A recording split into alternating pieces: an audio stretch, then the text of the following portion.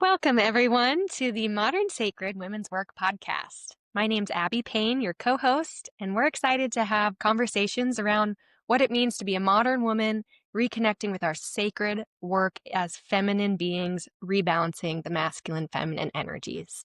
I love it. I'm Chelsea Henderson, your other co-host, and thank you so much for joining us for our messy, informal conversations where we just explore all that is so important to us and what we think is important for the world. Thank you and enjoy. Hi, everyone. It's Abby and I back today. And I wanted to start by saying we have not recorded, the two of us, for months now because we went on a recording spree and we got a bunch backlogged, and then we have had a bunch of lovely guests. And so today we're like back, and I feel like we see each other all the time, but it's like this is a whole energy that I feel like we haven't had in a while. So I'm excited. Hi. I'm so excited. Yay. Hello, everybody. Hi, Chelsea. Hello. Hi, sweetheart. All right. So today we're going to jump in and we're going to talk about insecurity, kind of basic. And we're going to talk about that as it pertains to being women, that as it pertains to aging in the world as it stands today in our society. And then I think kind of what we've talked about is we're going to dive into some of how those all tie together in terms of the economics behind it, the kind of continuing oppression that we see in our society, right? Am I kind of touching on all the things that we talked about? Yes. And you're our design girl. Ooh. And there's a design behind our insecurity. That is what we have.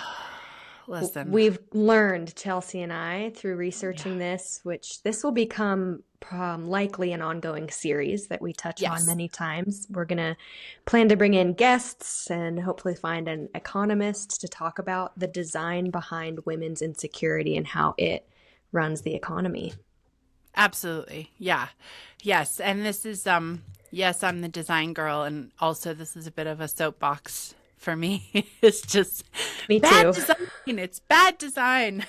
And in this case, it's not bad design. It's brilliant design. It's just completely inequitable design, specifically designed to alienate and oppress certain populations. And in this case, I think what you and I are going to talk about is our personal experience with being women in this day and age, in this society, and what this specific design, and I think what we're talking about in that case is capitalism, patriarchy, right? Our kind of two big ticket items that we like to talk about.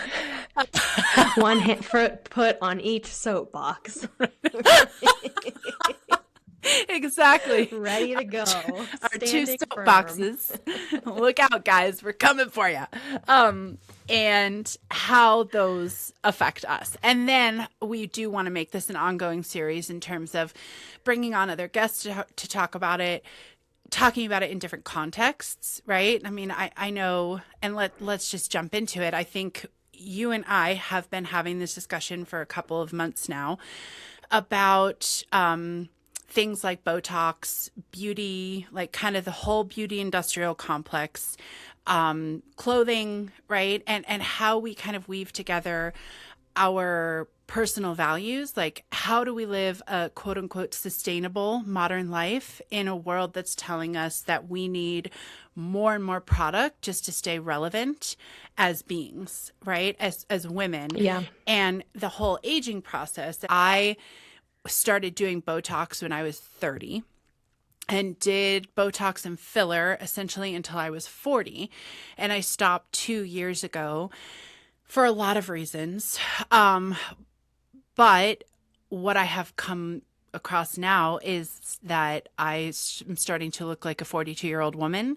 And there's something fundamentally bad and wrong about that I feel this constant need to correct. And I feel pretty clear that I don't want to go back to injecting dangerous chemicals into my body. And I mean, obviously, it's not dangerous in the sense that, like, I don't think I'm going to get botulism from having Botox injected. I did But know a girl who went blind from Botox. It went well, away, but it lasted months.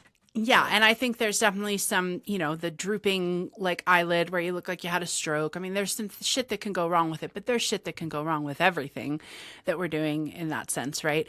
I think that it feels dangerous to me more as I look back on it in the way that it was feeding into itself. It was not the solution. Like, yes, I had a tight lifted forehead and I had the face that more reflected how my face structurally looked when I was 25, but that was not aligned with all the other things that were growing and changing and evolving in me. So I was, in one sense, putting a lot of my money and time, it was painful, all these things into having these things done to myself. And yet, in the other sense, I was growing and evolving as a woman into this whole new phase of life where I have other offerings and other interests. And it was kind of holding me back in a sense of like holding me in this place of like, of immaturity. And so I think there was like this disconnect with like growing wiser, right? Living longer, growing wiser, having more to offer in a sense of being more and more comfortable with just being maternal and loving and creating space, holding space, and then needing my face to look a certain way. And like, it was just became this really big disconnect. And so we've talked a lot about that, right? In the kind of simplest modern day terms of like, am I going to have a bunch of shit poked into my face? But it goes so much deeper, right? Like, am I going to fully embrace this path, this trajectory of aging, which, means I'm still alive. So that's a real positive. But am I going to really embrace it in a sense of like, what can I offer to my community, to my family, to myself, to my society from this place, instead of getting really stuck on needing these little guys up here to go away and needing this, for the audio listeners, I'm pointing to my forehead and my wrinkles and needing my skin to be more, what am I holding on to? Like, I'm not 25 anymore. So I think that's led us into a lot of different conversations about what that all means. And there's this, there's just so much here, right? I mean, you and I have talked about it in the framework of starting a business that's by women for women, about really creating robustness around our spiritual selves, our energetic selves, right? This energetic work that we offer, right? So I guess I'll stop there and hear what you have to say, but that's kind of where we're starting today. Yeah, thanks for sharing your side of the journey. And for any listeners who don't know, Chelsea and I are about 10 years apart. Is that Almost right? pretty much exactly. I'm 32. I'll be 33 this year. I So just that turned is 42. always, you So just 9 or turned 10 42. years. So we're like Yeah. exactly 10 years Yep. apart. And that's always such an interesting perspective because I'm at the age where I'm like feeling very pressured to start getting that Botox. And you were the age that I am when you started, a couple years younger, but like that same kind of age. And many of my friends do get Botox and look Mine too. great, and they look so much Absolutely. younger than me, and they look vibrant, and the pressure is there. And okay, just for me, so many people told me in my 20s that like the 30s are the best. Like, you finally stop giving a shit about what other people think about you, and you really like settle into your worth and you stop putting up with bullshit. I have found that my 30s have been much harder than my 20s on me personally. Oh, I'm 2 years interesting. into it, but I have felt more insecure in my 30s than I have in my, like, since I was in middle school. I have had more like body dysmorphia in a way of like looking at my face, looking at my belly, looking at my legs, because I was the stereotypical young, pretty, fit, skinny, white girl. And as I start to age and I start to see like my eyebrows aren't as lifted as they used to be, and like I'm seeing very minor changes. My lips are thinning a little bit. They're so minor, but I see them and I look at pictures of myself, you know, when I was in my 20s, and I see the difference, and I know that I could go down to a Medi Spa, get a little bit of filler, get a little bit of Botox, and I could easily get that back and feel more confident. But it's the same questions that you're asking yourself, like, to what end? Right. And when do I accept the fact that I am of the nature to age, just like everything? And I don't want to delay that acceptance to another 15, 20 years when I could accept it now and be free from it. And so it feels a little bit like a spiritual battle. Especially when you look at your old dog with the white whiskers, animals, they don't have any awareness that they're aging, and they don't have the same kind of obsession with staying young. And in many cultures, having a very wrinkled and aged face can be a sign of wisdom. And if anything, that's what all the young people can't wait to get to, is being old and respected. And so I've really been in this place of looking at how much of this is conditioned insecurity, and that my husband doesn't struggle with this at all. I mean, he's 6 years older than me. No, gosh, 4 years older than me. Sorry, Zach. 5 years older, something like that. I always He's forget. 57. He's 5 years older. He's 37. And he's got, the crow's feet. He's got some gray hairs, and he doesn't even use moisturizer or sunscreen. It doesn't cross his mind. And they're both handsome, by the way. And they're both like appealing. Like, the more those things actually create appeal for them. Yes. Yeah. Because they don't look like little twat 20-year-old boys that like no one wants to waste their time on. Sorry, 20-year-old boys. Sorry. Yeah, you guys have stuff to offer. You'll get there. But yeah, just like this whole idea of like how much of this is conditioned, and if it is conditioned, where is this all coming from? And why are women not allowed to age? And why is staying young and hot like the most important thing to us? And it can be confidence. And I've met women who we both have met recently who are just, they're fucking rocking it. I mean, they look good. They are confident, and they get the Botox and the filler. And I'm like, I mean, I want to look like that too. But where's the line end? And if I start going down that journey, at what point do I say I'm done with the Botox and the filler, and now I'm going to age rapidly, rather than like letting it happen slowly? So that this is a conversation that I know is happening in between girlfriends everywhere. And if it's not happening between girlfriends, it is being a battle waged internally and in silence and in loneliness, as we all look in the mirror and feel our self-worth in society's eyes withering away. Well, so a couple things. I think, one thing that came up when you were talking is we're talking all about looking young and not about feeling young, right? There's the vitality. Like, one thing that I strive for is the vitality of just feeling really good in my body. And I think that like so many things in Western culture, it's all about the superficial. I've seen women in the richer areas of Denver who have very, very clearly artificially smooth and plump faces and like hunched backs, and they move slow and they don't look healthy or comfortable. Those women are probably not waking up every day and going to yoga and weightlifting so that they can like get up off the floor easily, but they're putting tens of thousands of dollars into a smooth face. So it's like that drives for me the aspect of the conversation around the commodification of this, right? Like, this is a product they're being sold, right? Like, look this way because that's all that's important. And that to me speaks to the patriarchy of it all, right? Look this way because that's all we want from you is to look a certain way and to hold this certain function, which is very superficial aesthetic, right? The gifts that women bring are not important in a purely patriarchal led society, or they're much less important. And so that's one thing. And then I think to your point about when does it end, I think the hope is it never ends. Right? I mean, that's the thing about capitalism, is that it's a machine that intends never to stop.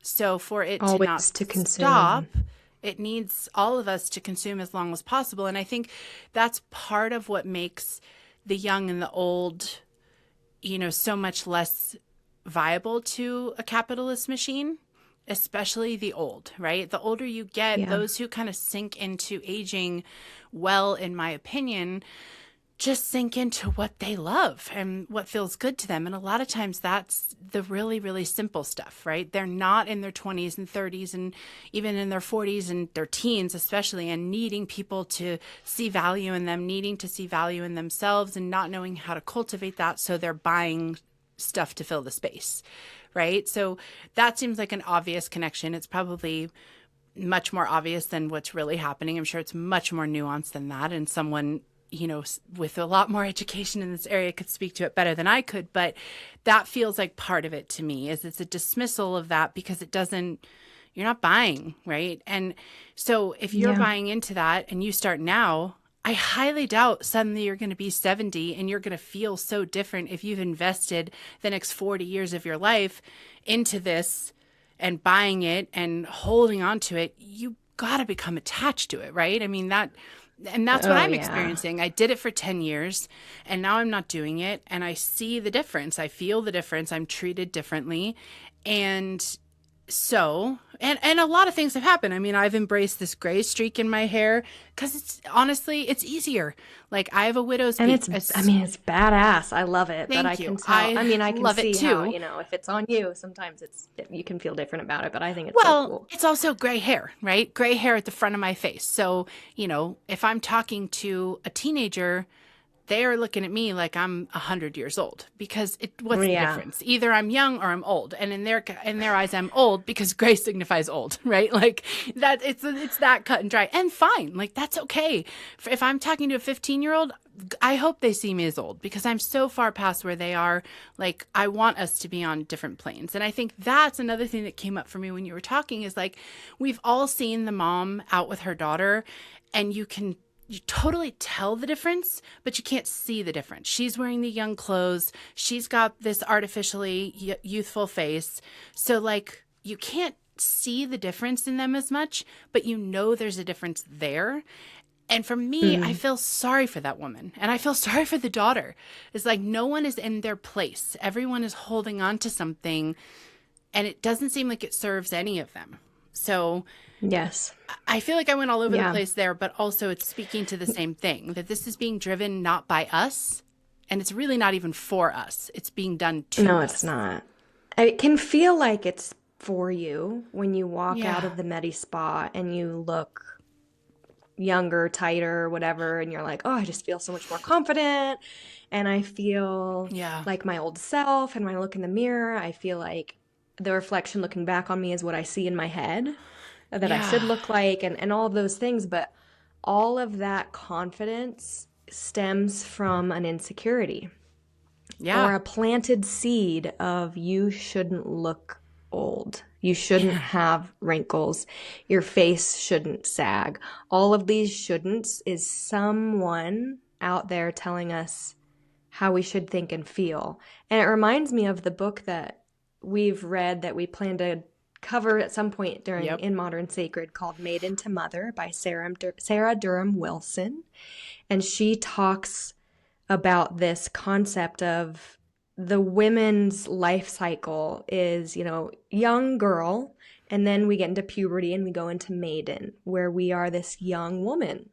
And we go into the mother journey of our life and then finally crone. So there's girl, maiden, mother, crone. 4 seasons of a woman's life, just like 4 seasons on the planet. Yeah. And, that maiden time, that is that spring budding flower, which we're in right now in Utah. I mean, they're fragrant, they're beautiful, they're plump, they're young, they're fresh, they're bursting with energy, they seem innocent. It's all of those things, but that petal should give way to a leaf. And the leaf is the summer, it provides shade for all the cover crop below. And it shades us as we take shelter in a tree, and it provides this like covering. And so then we, go into fall, which is that crone period where there's this beautiful stripping away of color and you see all these beautiful fall colors. And then finally winter, which is death. And our society just wants us to all stay plumpy pink petals and never mature into that mother spirit. And that mother spirit is that, capable, empowered, confident in their skills. Like it's just, contributing to society. There's so many things there, and we get so distracted. I get so distracted on trying to stay a young flower and also, missing the whole point of my life and all this beautiful because what she talks about that I think is important in what you're saying is that the mother energy and the crone energy would balance this imbalanced patriarchal energy, right? Like we've talked about this a lot, that like this is not just men and women. This is not about the bodies. There's plenty of women who embrace patriarchy too. There's plenty of men who don't, right? Like this is more about an energy. And the energy that we're seeing in the last several thousand years is it's a small group of people who hoard all the resources and step upon the backs of others to continue to aggregate more and more unfairly, right? I like to talk about like if you were in a kindergarten classroom and there was one kid out of 20 who took 90% of the toys and was like, okay, bitches, good luck with the rest. Like, these are mine because I said so, and because I managed to get to them first, and because I managed to disempower that guy over there to, take any of you down if you try to come at me, right? Like there's this whole story that's being told here over and over and over again throughout human history that we're seeing very pronounced now, that a few thousand people in a world of billions have the majority of the resources and are totally fine to let the rest of us scrap it out with what's left over. And that creates all sorts of problems as we are seeing in the world. And I think that the crone energy, the mother energy, would come into that space and say, this isn't working. This is not fair. It's not right. We are a collective. We are pack animals. The way pack animals operate is that we care for one another to care for ourselves. So, I think there is, again, we talk about design. There's a design here that's telling us, no, stay young, stay plump, stay in that space and do everything you can and feel really bad about yourself, like you are failing if you don't work hard to stay in that space. Because if you cross over to this other space, you're going to start to question us and work against what we're doing here that's so dysfunctional and unhealthy and doesn't work for the majority. And you're going to start to try to rebalance that, right? And that's what Sarah Durham Wilson talks about, is like that it's time for all of us to step out of the immaturity of getting stuck in maiden phase, because we're contributing to our own oppression. We are our own perpetrators in that way. When we're sitting here going, I wish my skin looked like I was 25 again, but I'm 45. Well, just be 45. Like, you're getting stuck on the most superficial part of yourself. And listen, I think we both know women who get Botox, who get all sorts of things done, and they're fabulous. They're beautiful. They're gorgeous. Oh, absolutely. This is not, this is systemic.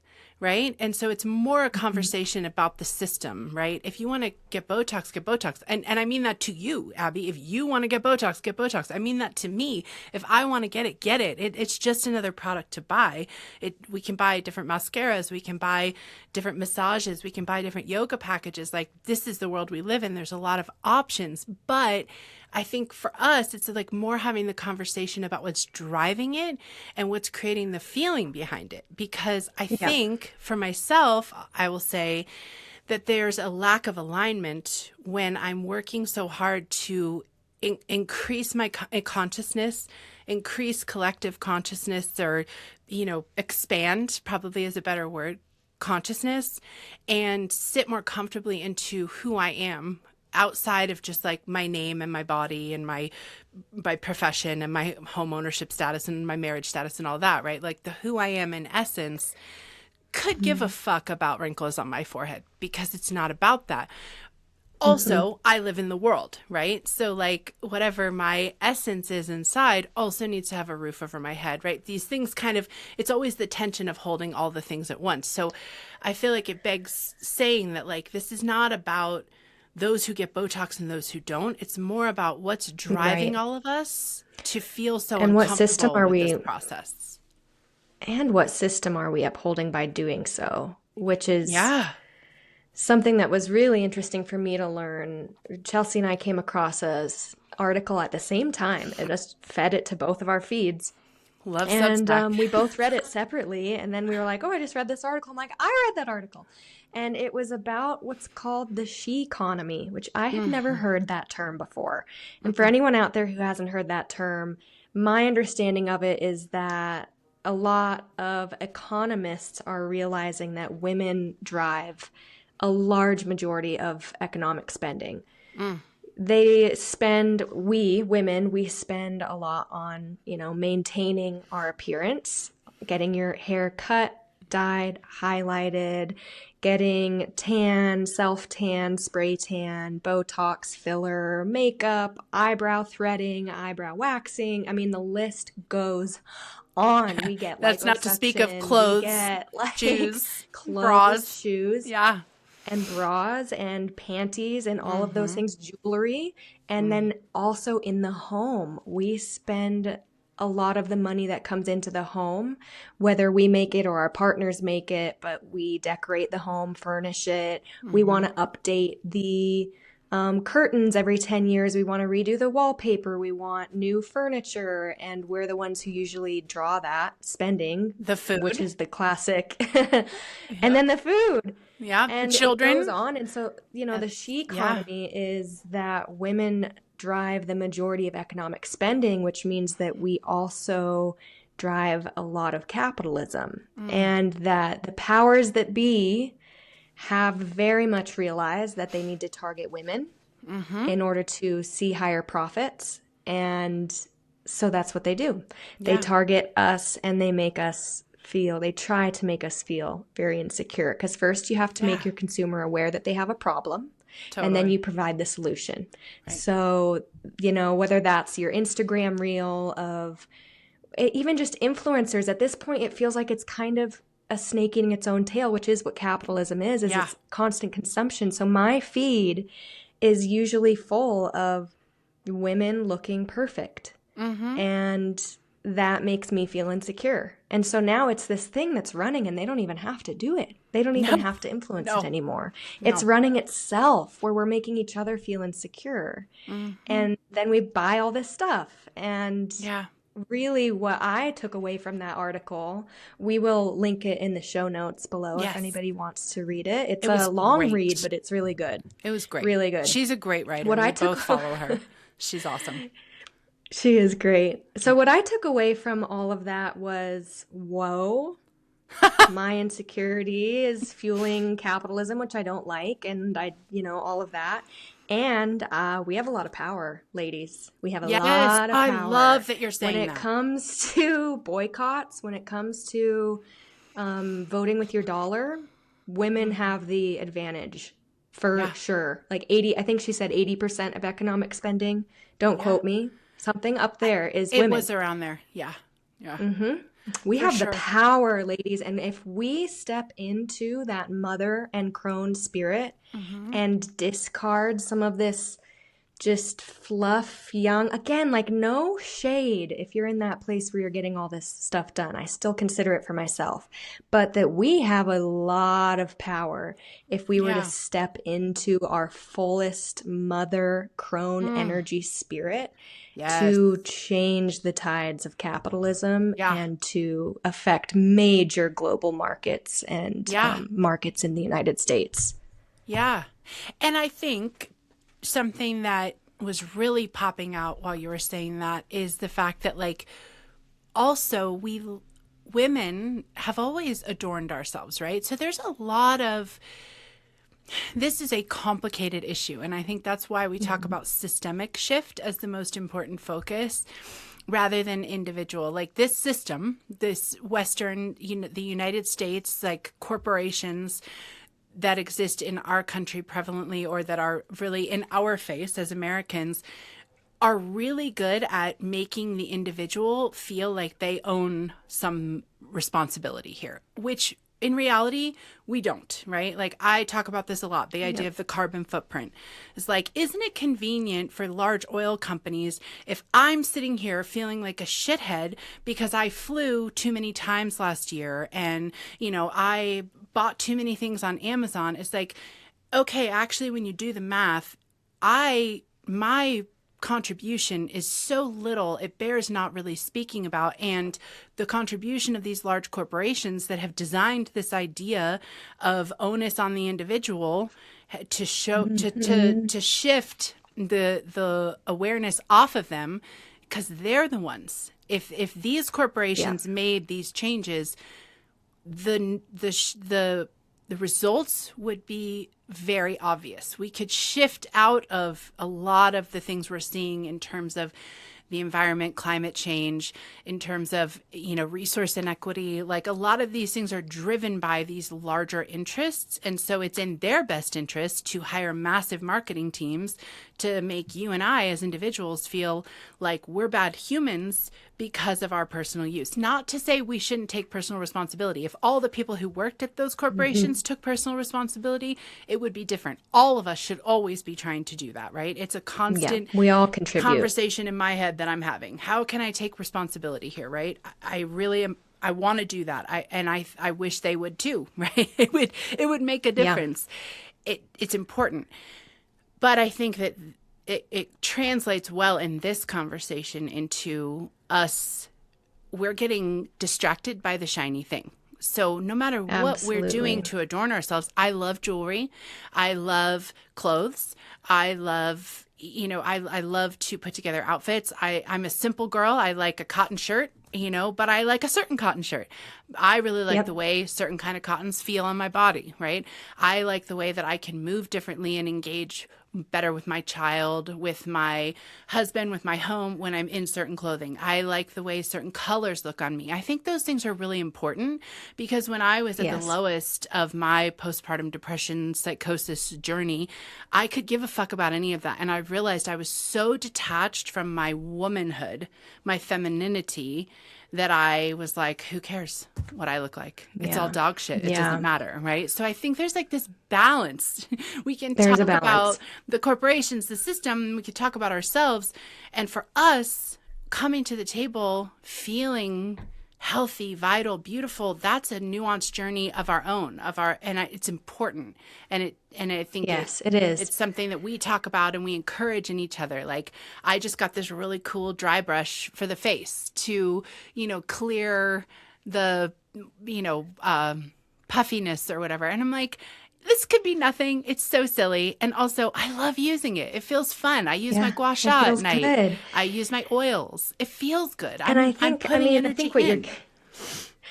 you're getting at too is that, and I completely agree. I mean, even recently, times in my life where I've felt low is like, I don't care. I just wear dumpy clothes, or I don't take care of myself. I have a hard time spending money on myself. And that women do adorn ourselves, and we are beautiful, and we, love jewelry and all of those things. And I think where the power lies for me as a consumer and for other women out there is to reconnect with our values in our spending. So, buying the organic, women-made, women-owned cotton panties from, and not going to Victoria's Secret to get 3 for $5 panties, because that system, it's cheap. The clothes don't last, and we are really harming people who are making those clothes, who are poor, and we're polluting the water. So it's taking the money that we already spend on our clothes and our jewelry and our face and our hair and all of that, and bringing in our values and shifting them to companies and corporations who are ethical and who are doing it or at least right. And trying to it be. means that your panties are going to cost $20 a pair. Yeah. They might, $15 to $20 a pair. And that's a big difference. $3 for three panties for $5 or one pair for 20. Yeah. That is a values-based decision. I think more women are starting to step into that, especially with like the non-toxic. A lot of women I know at work and other things, they want non-toxic cookware, they want non-toxic panties, and they are very aware of what they're putting in and on their bodies and their children and their partners, their food, organic, locally grown, getting a CSA, being part of like a local farm. Yeah. That is, I think, how women can really shift the power that we have in the economy to make a really big impact. Not to say we should stop spending.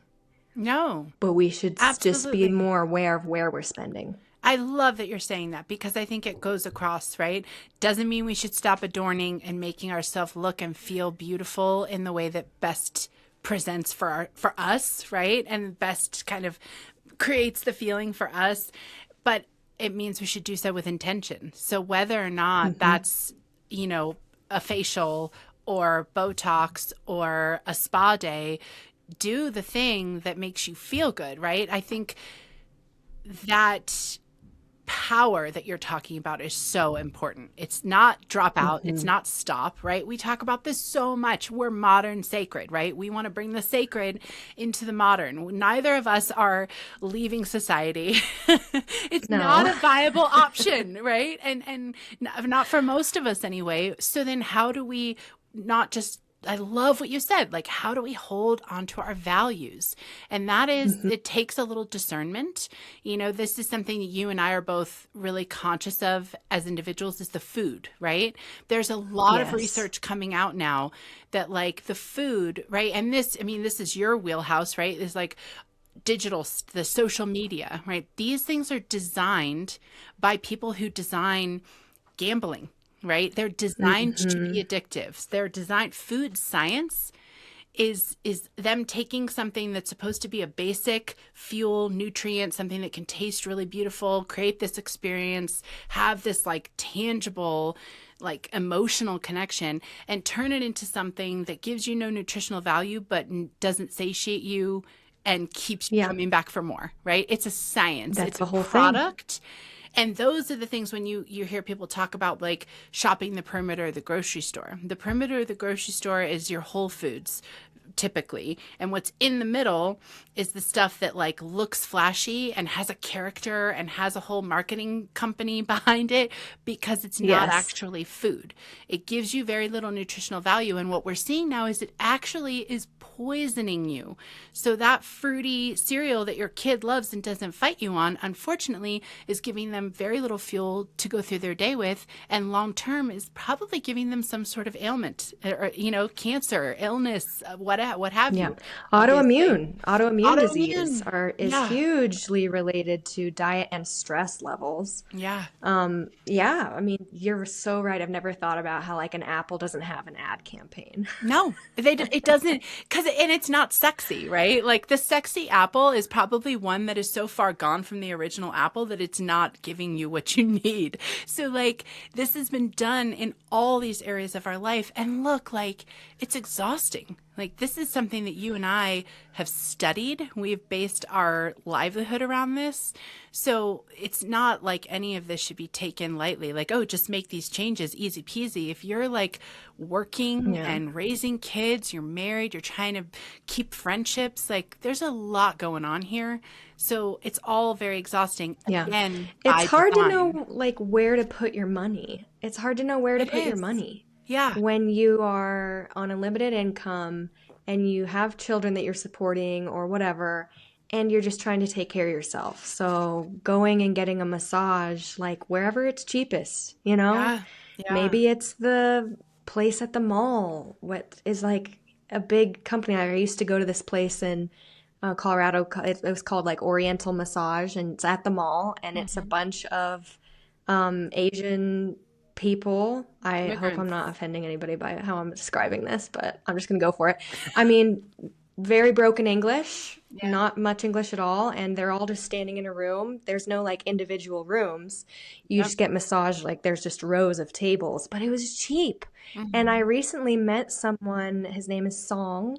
He's from China. He came here when he was 18, and he was talking about being in the restaurant industry, and it was human trafficking in Yeah. so many ways. I mean, he came here legally with all the papers and everything, but in order to have a work visa, I'm going on a tangent, guys, but in order to have like a work visa, someone had to sign as being like kind of his guardian or like his employer. And so they hired this company to hook him up with a job in the States so that he could get this visa. And it's a, Chinese restaurant. Mhm. And they worked 6 days a week from open to close. Yeah. He would also live in the restaurant up above it. All of the employees would sleep on the floor, and they were worked, yeah, like 80 plus hours a week. He didn't know that you were supposed to get breaks. He didn't know that he wasn't supposed to be working that much. He didn't know that you aren't supposed to be living there, and he was not getting paid.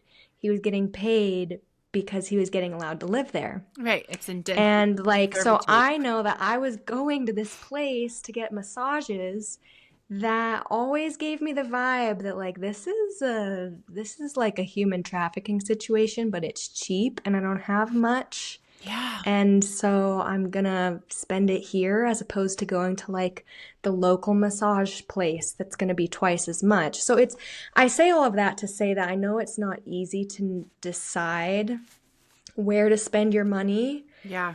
but I encourage everyone listening to just start to think about this in your daily life and where can you spend more for the quality good? Maybe it's getting organic oats because those are sprayed with a lot of pesticides if they're not organic, or getting organic panties, which last longer. You're going to Yeah. have them, way longer, but it's just kind of being aware that we have so much power as women and as consumers to shift the ethics and the values of our nation, which the values that we currently have were shaped by greedy, mostly men Industrialists. trying Yeah. to yeah, Well, take I advantage think of people. I think to your point, I think that there's specific places where we can make a bigger impact, right? Like it's really hard.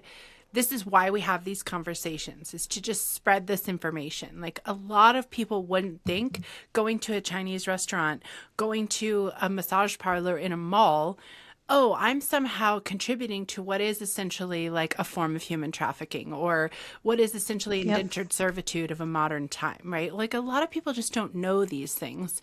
So I think we have these conversations to expand the knowledge.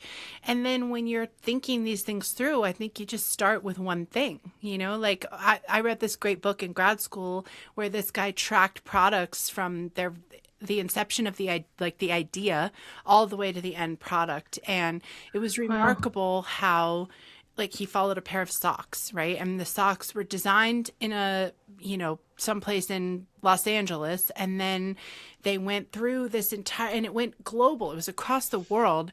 And when you start to look at okay, we have to make these socks cost a certain amount to be viable in a competitive marketplace, suddenly you're making a lot of sacrifices to the environment and to humans, Mhm. where these were made essentially by children for slave wages. Like you're talking a couple cents a Yep. day, a couple dollars a week.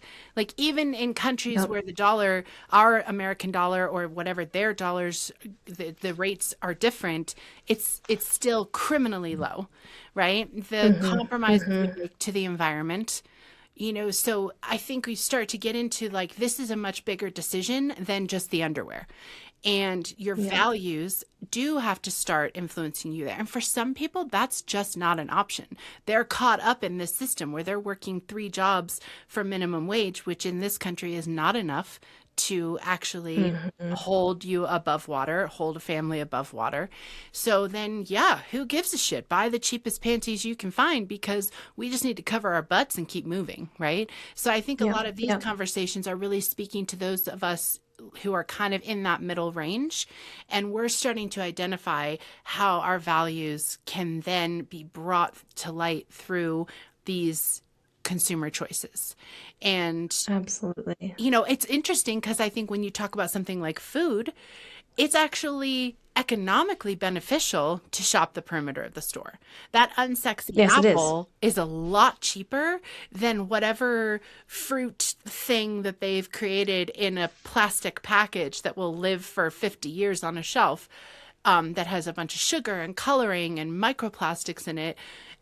So you can actually, like, some of these choices can be economical, but they're more energy. So then your energy costs a certain amount. So I think all of these things, again, it's so nuanced, right? Is the insecurity that we all have of like wanting to do the right thing, having the bandwidth to do the right thing, having the resources, and having the education to do the right thing. So I mean, knowing that this is a thing at all. I didn't know know. about any of this. My husband is very, he's really a values-driven person. And when we met, he introduced me to a documentary called The True Cost. And it is a documentary about fast fashion and the true cost behind that 3 for $5 panties, and where, like, that, to have something be that cheap, there is a cost happening somewhere else, like you were speaking to, Chelsea. If someone's not getting paid, some river is getting dumped into with toxins, like that pair of panties should be $15 or $20 if everyone's getting paid well and the seeds are grown well and it's organic and all of that. But I had no idea. I shopped at Victoria's Secret all the time. I would go to the mall. I'd go to Hot Topic. I'd go wherever and just like shop for deals. I'd go to Ross. I had no concept of this. Why would I? That's the culture. You have to be introduced to it by somebody else. And that somebody else was Zach, my husband, for me. And maybe it's this podcast today for you, and you didn't know that there was this whole other system behind the system. Absolutely. And I also wanted to speak back to what you were saying about, like, that more middle class, upper class.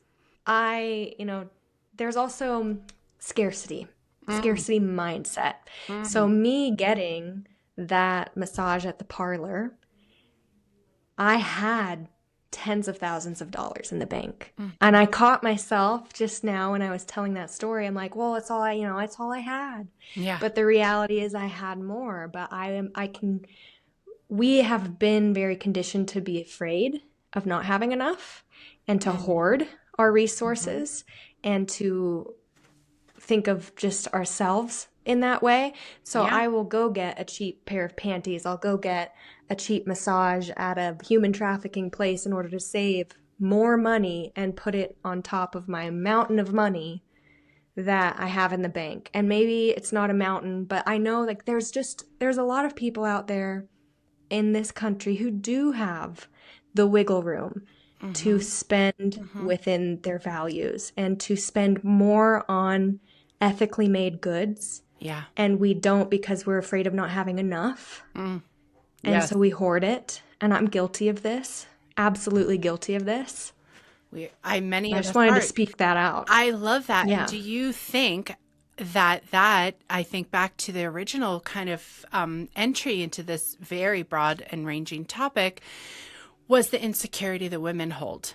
And I wonder if that's even more deep for women. I have that scarcity too, where a lot of times am like, we don't have enough. Holy shit, we don't have enough. I have to buy the 3 for $5 because that's how I can save for my family, and I'm not worth it anyway, right? Like, who cares? Yeah. Like, I just need something, so let's go. And I think that I oftentimes do overlook the fact that we own a home and we have a retirement account that's healthy. And so we're in a very different position than most people in the world, right? I think that's really hard for a lot of people to consider the concept of, like, even within this country, there, that it's so hard for us to recognize how many people are actually going without the basics, right? Not going without getting to choose what kind of product they buy, just going without the basics, going hungry, going without medical care, right? Like, these are, there's some pretty stark differences happening here and some pretty important things for us to consider. And I think that again, there's that insecurity of our own value. Like, I'm writing our newsletter for this month, and our newsletter this month is all about the feeling of having a life that I feel really happy about and I think is beautiful, and holding that in this time where people are getting pulled out of their lives and thrown into horrible, essentially concentration camps because of, Yeah. whatever. There's so many issues there, and The color of their skin. it's so broad, and there's so much shit going on, but and I think that speaks back to what you're talking about, is like, oh, a massage is so indulgent. So I'm not going to go get the nice massage because it's indulgent. And whether or not, like for me writing this newsletter, thinking about, oh, that's not, I don't deserve to have that because so many don't have it. Right. Yeah. And having to say, I can't help those people if I don't take advantage of the privilege that I was born into, to make this the best that it could be, to ripple outward, right? I think that we're living in this time that's so hard to kind of like hold all these things at once. And so there's this like, the scarcity feeling, again, is by design. It is a result of a system this to make you feel like you've got to do something, be better, buy the thing that makes you better, be prettier, be younger, focus in on those products, those commodities, which will make you whole. That's my feeling. I can't celebrate my life because of ICE, because of poverty, because of war. Like we're at war in multiple places around the world. Humans are at war. Like, how could I have a good life? And I think that that's again by design. It's like, yeah, feel bad about it and just keep buying into the system and keep distracted so that you don't stand up and tell those men, those people, that war is wrong. This does not serve any of us. This immigration thing could be handled much more gracefully and without physical harm, without tearing families apart, without killing our own citizens. Obviously I have a lot of personal feelings about that I can't hide, but outside of the politics, this is driven by the same shit. It's that, don't be a wise woman. Don't step into that, because this system will break if you all step into that. That's why they burned the witches. They didn't burn the witches because they were afraid of their magical powers. They burned the witches because they were healing outside of the system that they had built, right? And so... Yeah, and they were creating their own systems and their own economies. And I mean, this is such a deep topic, which is why we said this is going to be an ongoing series, because this, how women are conditioned to be insecure, and how women and men are conditioned to be afraid and to hoard their resources. Greed. I mean, the fact that Elon Musk has as much money as he does and still wants more. If that isn't like a disease of insecurity and scarcity, that people can have so much and be so consumed with getting more. That is disease. And like, the more I just learn about our country and how it was created, and I'm reading this Western right now called Lonesome Dove, and just how we just killed all the buffalo. I mean, this country was built on exploitation and violence. And those values are still so deep here that we almost don't even see it. And people in Europe and other parts of the world, they see it. They look at America because they're older. And go, oh my gosh, because they're older. They're but older, don't forget, through these things. Those guys were the original colonizers, and they weren't even the original colonizers. It's been happening for a very long time. This is the imbalance of that energy that lives within all of us, but more within some than others, coming up and being like, we need to take it all, or those guys are going to take it. And this kind of tribal, it's very innate in a lot of us, I think, because of the way we evolved. We didn't know that a lot of us existed. But, you know, it's easy for people in Europe to look at us and go, oh, stupid Americans, because we're just so young.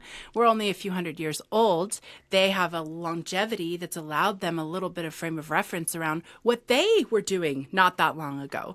You know, those guys were out there.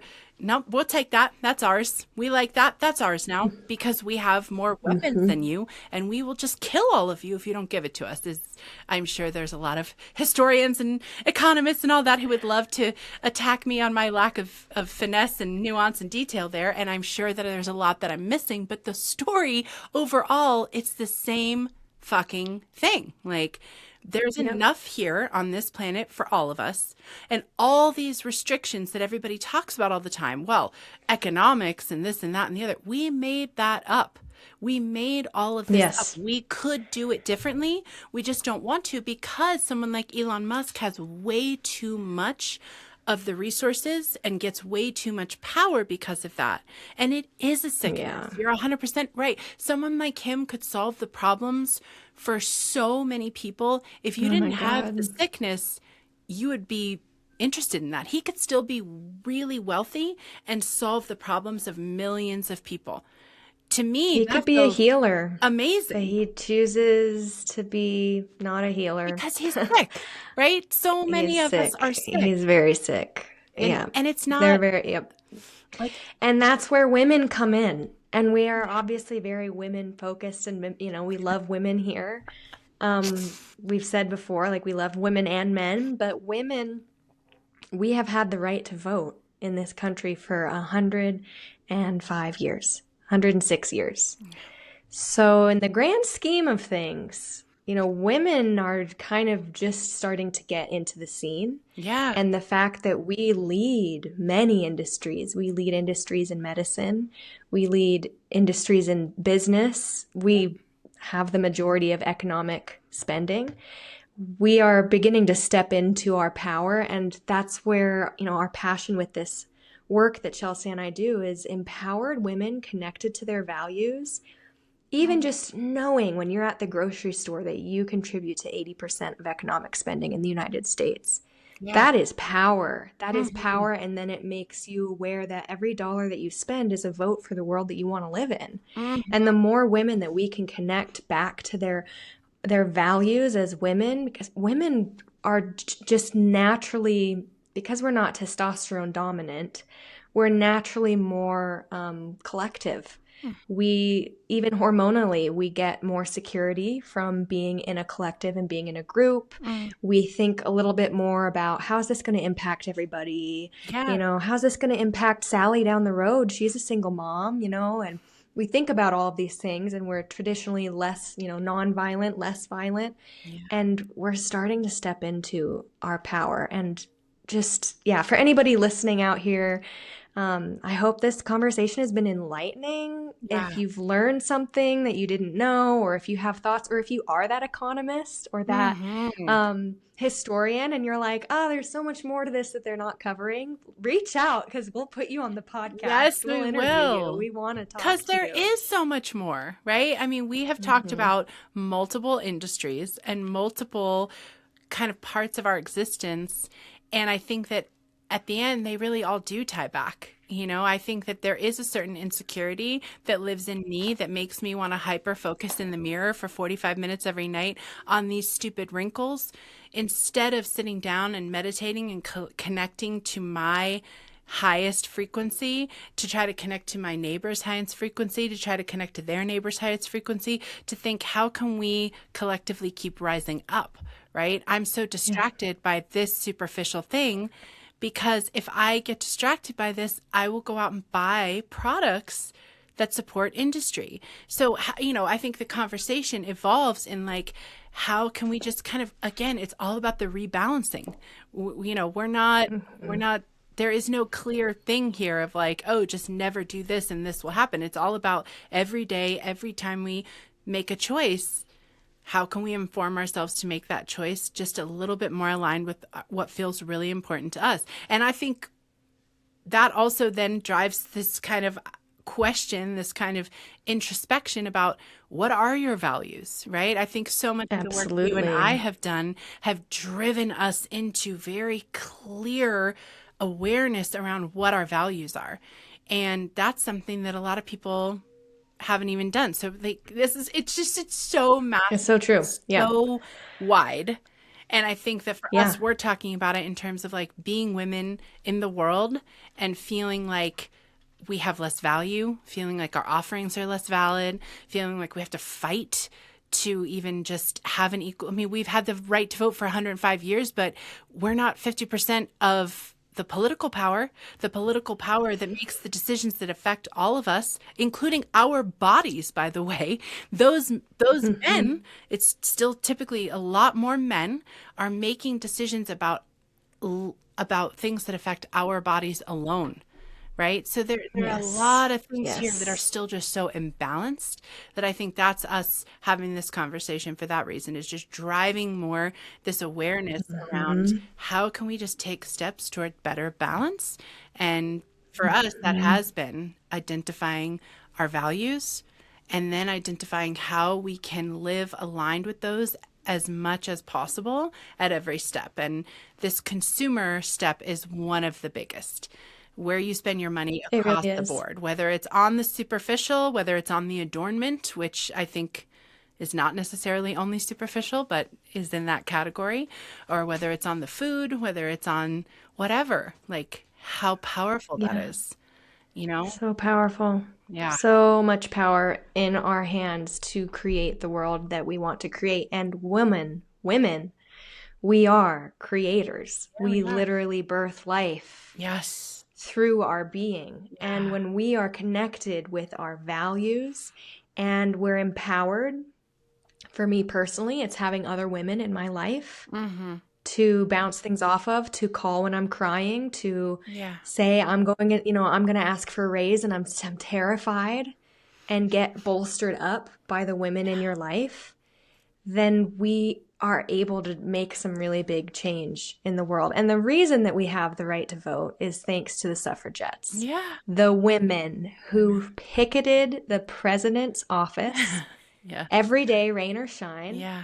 and were arrested and went on hunger Oh, strike and were treated like force shit. fed and Yeah. treated like shit. They won us the right to vote. It was women, Mm-hmm. which is wild because men are the ones who who signed it, Mm-hmm. obviously, because women couldn't vote. But it was their wives, it was their mothers, it was their daughters who were in their ear saying, I want a voice. And so we really have a lot of power. And I agree with you that I can get very distracted. That 45 minutes in the mirror, even just in my own mind, I could spend that time calling a friend and checking in on Absolutely. her. Mm-hmm. I could be spending that time, looking up, volunteering, like just Yeah. different ways that we Oh, could change this. We could reroute this ship and if we weren't so distracted listen, on our looks. I think that like you take that 45 minutes and you dance or you do some Yeah. movement, some yoga type of stretching, drop into your body, have sex with your husband or whoever it is that you have sex with, like those Yeah. that shift in energy is a healing moment that then allows you, like I was saying earlier, that balance of holding a good life in a hard world, right? That allows you to go out into your community and show up better for your family, your friends, people you interact with on a day-to-day basis in your community, which then it's that ripple effect. And I'm going to base my whole freaking life on that ripple effect because Me too. I am not in a position to make change at a larger level. I'm not the person who's going to run for office. I'm barely the person that's even going to pick it at this point in my life. But I am the person who can, make the change with that moment, that shift, that like I'm going to put this energy here to then ripple outward and Yep. see that happen there. So I think that is, it goes a lot further than we think. And then you don't have to feel bogged down with every single choice. It's just, this moment I'm feeling invested. I'm going to make this different Hmm. choice. You've already set a And if ripple. if you are someone out there who has affluence, who has money. You have a lot of power with how you choose to spend it. That could be canceling your Amazon account and being willing to pay for shipping because you don't want to support Jeff Bezos and that whole thing. It could be, if you are able and willing and feel called to really infuse your values into your decisions and how you spend your money, there's just a lot of agency there. So depending, there's no shade or shame for wherever you're at. But speaking as someone who has money from, working, I don't have, tons of money, but I have enough to not buy at Amazon, or I have enough to buy organic, and I'm thankful for that. Yeah. And I want to create a world that is more accessible, and that starts by creating the demand for it. And that's the vote you're placing every day, Yeah, it's very powerful. It is. All right, well, let's keep this conversation going. I think, we went all over the place today, and I think this is a great initial discussion to just be like, this is where all these topics lead us to, right? And so it's not so easy to decide if I should get Botox or not. I know, right? All goes around in my head. And I'm like, I don't know. then I'm like, it's a grocery store, and I don't even know what's happening. But I think that I've said this a lot recently, and I'm going to stick to it. These conversations, if nothing else, let's just keep having these conversations.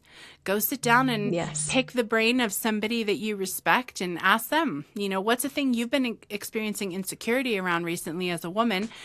Go find that other woman in your life who you're like, I love her vibe. I love her energy.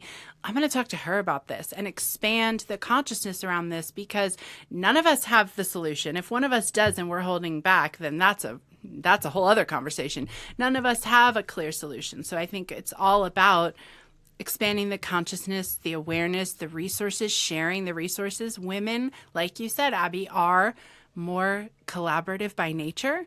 And I think that collaboration will be one of our paths to our next phase of evolution. Let's all work together and share our gifts, because what I'm really great at, you might not be as good at, and then vice versa. And then we can balance each other out and continue to elevate. And I think that's where this is so important, is just have the conversation and give each other those little bits of resource, of edification, that we can kind of just collectively continue to rise. And I think the system changes from that. We work here locally, and this community gets more robust.